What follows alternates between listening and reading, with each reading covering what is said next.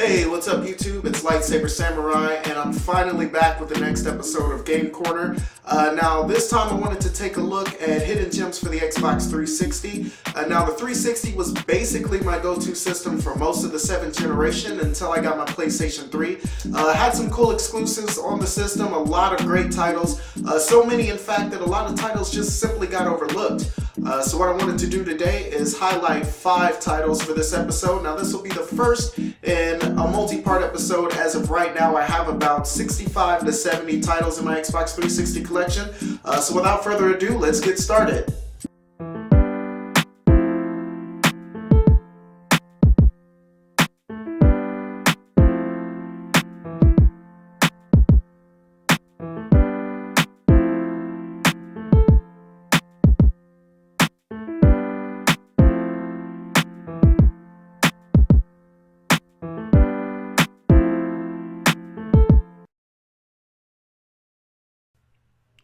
Alright, and the first game we're going to take a look at is Velvet Assassin on the Xbox 360.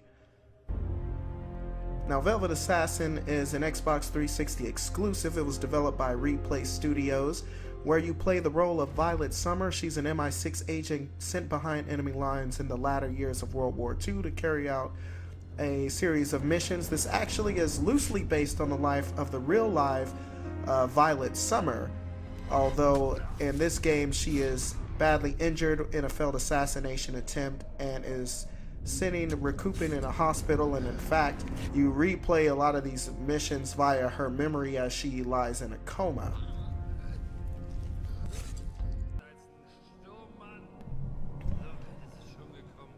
I could easily take the soldier out of the way.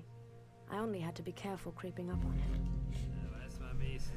At its heart, this game is a stealth action game, not unlike others in the stealth action genre like the Metal Gear Solid series, Assassin's Creed, Thief. You basically sneak up behind enemies and take them out silently while they're not looking.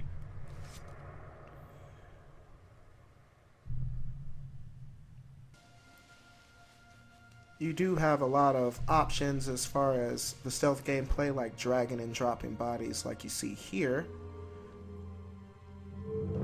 Although there are a lot of items that are missing, like peeking behind corners, hiding up against walls, that sort of thing, and all in all that makes the game pretty tough. Another thing that makes the game pretty tough in my opinion is the enemy patrols are placed quite close together, and that's not a good thing because Violet can't take a whole lot of damage. Luckily, she does have some skills to aid her.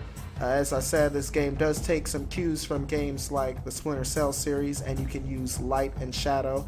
Like you see here in Shadow, she is silhouetted in violet to get away from enemies. And you'll want to do that because if you're attacked, then she dies pretty quickly. Like I said, she's not very tough.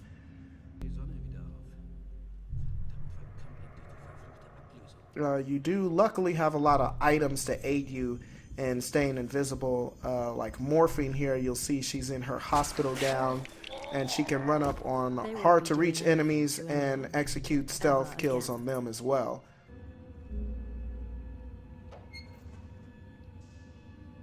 Also earlier in the game you'll get a hold of other weapons, like this silenced pistol here. Helps you take out enemies from afar.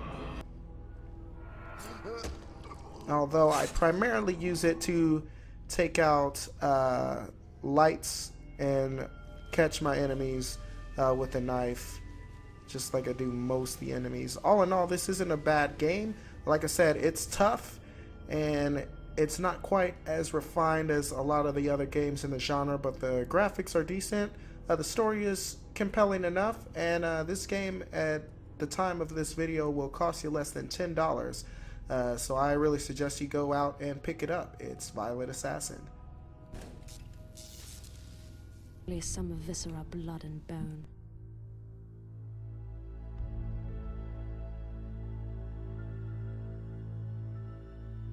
Creatures without souls.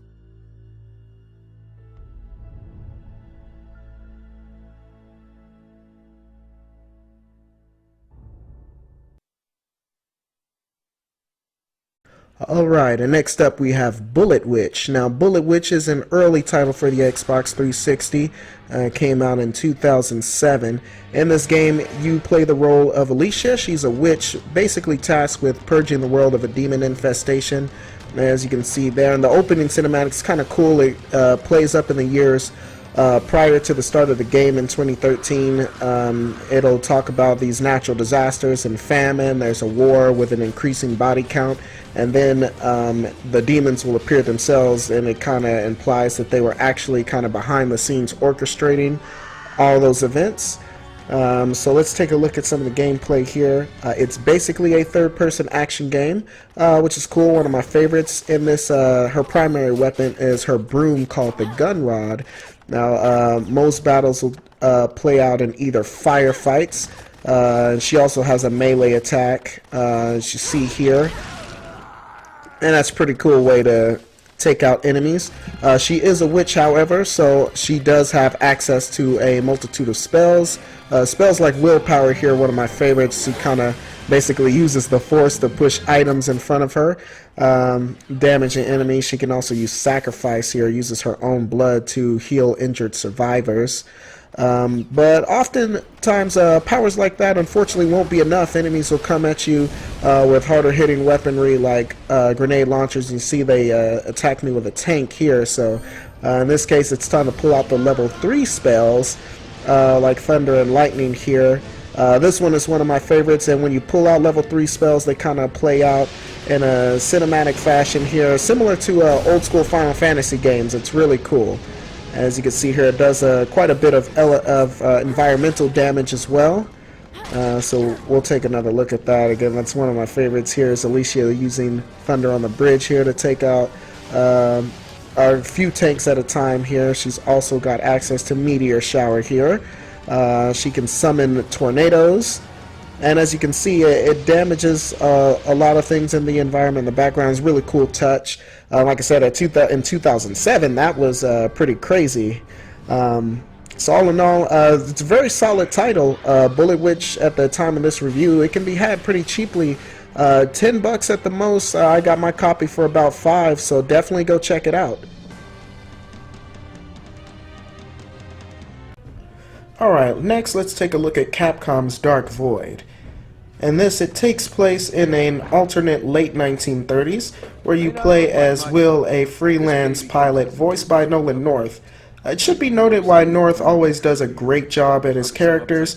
I like this one in particular. He's definitely channeling his inner Malcolm Reynolds, and it works to great effect here. What am I doing here? This is my plane. You're the pilot. You're the courier. Well, ain't life strange? In dialogue what's seemingly taken straight out of Firefly. Anyway, our group soon finds themselves flying through the Bermuda Triangle in a thunderstorm, so naturally they're going to crash. And there's no surprise there.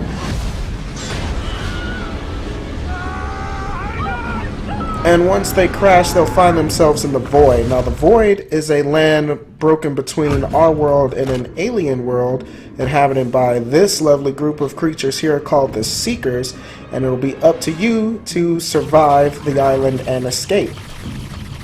At its heart, this game is basically a third-person cover shooter, much like you would see in Gears of War, Mass Effect, or even Grand Theft Auto 5. It's basically you jumping from cover to cover, shooting all the enemies that are close, and then once you've taken them out, move forward to the next cover and rinse and repeat. The mechanic works pretty well here. However, this game does try to do something unique in adding vertical cover shooting. The level design in this game is very vertical as well as horizontal, and this is something I haven't really seen in any game before it or since. Like I said, you'll shoot enemies and then drop down the platforms, getting close to, shoot the rest of the enemies again after that, and it works to great effect. Eventually, you'll get access to the Hover Pack, and the Hover Pack is a pretty cool device. It also helps with transversal of the levels, letting you leap from cover to cover. and so you can scale walls and things like that very quickly. It also lets you hover across great chasms to collect items or just to traverse through the levels, and it works pretty cool here. But eventually you'll take it up another notch and you'll get access to the jetpack. Now the jetpack, you're basically the Rocketeer at this point, and the level design opens up wide and suddenly you're flying through huge 3D environments. And these play out more like dog-style battles. Of course, I can land on any platform and take on enemies there with my assault rifle. But flying around like this reminds me a lot like Blazing Angels. So if you've played any of the Blazing Angel titles, you'll be right at home here. Again, this is a pretty good game that I think was the victim of being panned by a lot of critics. All in all, I think this game does a great job. It borrows heavily from a lot of its contemporaries, but I think it uses those tropes to a decent effect while adding a few of its own. And it's definitely a game that's worthy of purchase and adding to your collection. This game and its version on the PS3 can be had for less than $10, so definitely go check it out. Alright, and the next title we have up is Too Human on the Xbox 360. Now, this game was developed by Silicon Knights in 2008. And in it, the game takes place in a post-apocalyptic world where mankind is basically on the brink of extinction by a race of sentient machines. In this game, you play as Lord Baldur. One of the more notable things about this game is the way it blends Norse mythology with a sci-fi setting. I thought that was pretty cool and unique. In this, Baldur is one of the Azir, a race of humans who have been granted godlike powers by subjecting to many robotic augmentations, Baldur having fewer than most, hence the title's name of Too Human. At this game's heart, it is an action RPG, and at the beginning of the game you'll be required to select from one of 5 different character classes, from all-around battlers to berserkers and defenders and the like.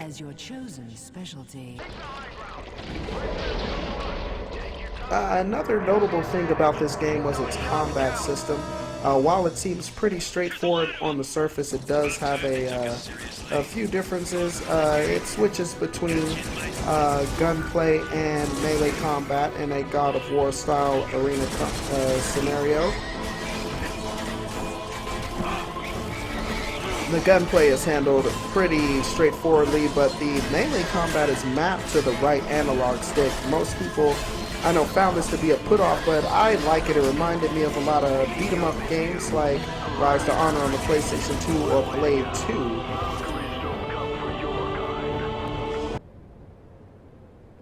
All in all, it's a pretty good game, one that I'd like to get into more. I've put a couple of hours in it so far, but I'd eventually like to beat it. Again, this is another cheap game costing you less than $10 as of the time of this recording. So if you see it for cheap, definitely go out and pick it out. It's definitely a hidden gem. It's Too Human.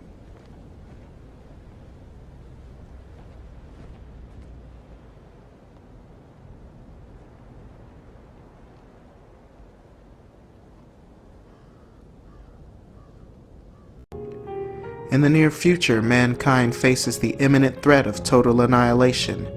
The asteroid Apophis 99942 is hurtling towards the planet, and there's nothing mankind can do to stop it. In a last-ditch effort for survival, the powers of the world launched the multinational ARK Project. In the ARK Project, citizens are frozen in cryostasis and stored in underground facilities called vaults.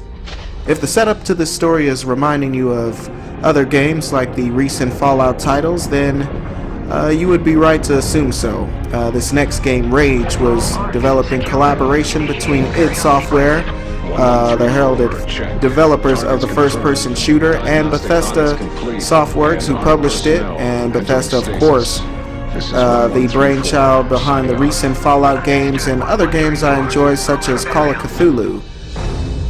In this, you play as an ARK survivor, a Marine who wakes up 106 years after the destruction of the planet, and his pod is disrupted, and so he wakes up prematurely, again echoing Fallout 4 Soul Survival Sole Survivor setup. And from the minute you step out into the wasteland, the echoes of Fallout 3 are what I harken back to. This is a beautiful game, though, very stunning. In this, it's basically a first-person shooter at heart, but there's a lot of RPG elements, and it takes place in an open-world environment. You'll explore towns and bars and take missions from the locals. The game itself, the tone, very steampunk. Kind of a fuse between steampunk and Wild West theme. Fans of Fallout New Vegas will feel right at home here. The influences by Bethesda aside, the gameplay is where this game really shines in the combat, and in this you can feel id Software stamped all over this. The gameplay is very cool. You can switch between either taking a stealth approach or you can go guns blazing. When guns are blazing, combat is fast and frenetic. The weapons are cool. The frame rate is smooth. The enemy AI is fantastic. For instance, enemies will try to flank you. They will dodge gunfire. Like you see here, very cool. They'll call out for help, call out your position, and like I said, try to outflank you. The weapons in this game are awesome as well. A lot of impromptu weapons. Taking another hint from Fallout, you can scavenge supplies and you can create impromptu weapons. My favorite here being the RC bomb that you can use to get in dangerous hotspots like that. Another aspect of this game is the driving. Like I said, this takes place in a pretty open world, not as quite as open as games like the Fallout series, but in this you traverse through the wasteland by driving, and in this it feels a lot like Mad Max 2. You'll take on rival gangs. You can also do a lot of side missions like racing and courier missions. Very cool to get behind the wheel. In towns you can also customize your vehicles, as you can get several throughout the game, and you can buy equipment to increase their performance and also to increase their armament. It's very cool. All in all, like I said, I just wanted to take a quick look at this. Rage has become one of my favorite first-person shooters of all time. It's definitely up there. It looks good, plays great, and it's definitely on the cheap right now. You can find the Anarchy Edition for less than $10, so definitely pick it up.